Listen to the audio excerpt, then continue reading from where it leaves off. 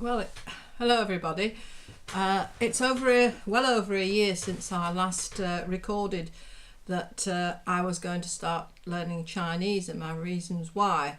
So I think I'll just refresh everybody and tell them how I'm getting on and where it all came from. I had made friends with a Chinese lady who had come over 23 years ago to do an exchange in the college that I was teaching at in the art department, and we made very good friends and went on holiday. She came to Christmas and spent time with my family.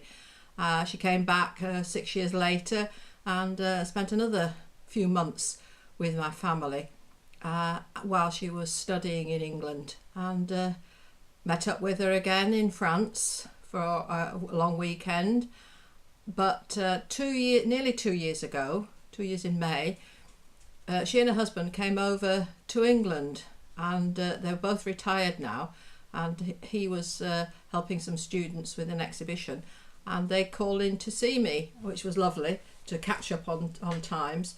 And they said, "When are you coming to China?" But I thought to myself when they'd gone, if I invest the time and learn Chinese, Mandarin, I will get there.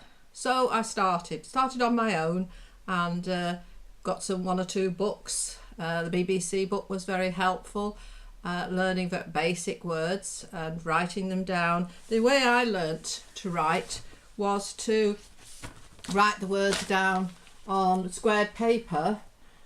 Sometimes I wrote the Chinese characters, wrote the Chinese word and wrote the English, and then what I would do the following day would be to cover up the Chinese words and then go through and write out the English, the Chinese words, and try and pronounce them.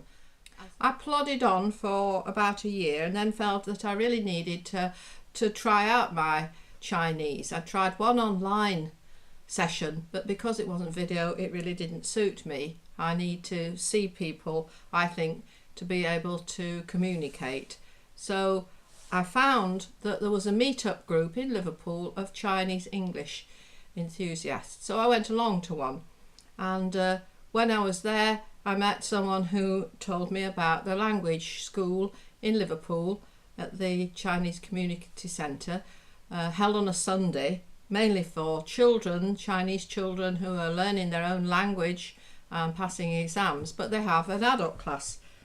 So I went along, and that was last May, and I've been going ever since, and it's been really helpful, very helpful. The things that I've been doing on my own have been, I thought I'm going to go to China in April. It's already booked, the flight's booked and everything, and I thought what I will do is I'll make up a dictionary of my words. So I started to make this one, a nice book, and an alphabetical book. So I've got all the words that's in English. So for instance, if I look at the word be, the verbs be, it's under verbs and nouns, the verb. So if I want to say to buy, may, gourmet. So I've been working with this. I've also then had sections. So I've got a section on food, and if you'll notice what I have done, because this has been sort of spread over quite a few months, is I've felt tip penned in the Chinese words. So if I'm out and about, say I was in China, I can quickly pick up which is the Chinese word. So that was quite helpful. So I think I've really sorted out now the best way I can learn. The other thing I really need to talk about is the fact that it is quite hard work, and you have to go over and over and over, and you have to have a reason. I think if I didn't know that I was going to China, then I wouldn't really have kept on with it, because I have to really spend at least an hour a day, more if I'm having to do some homework or if I'm sort of working on it.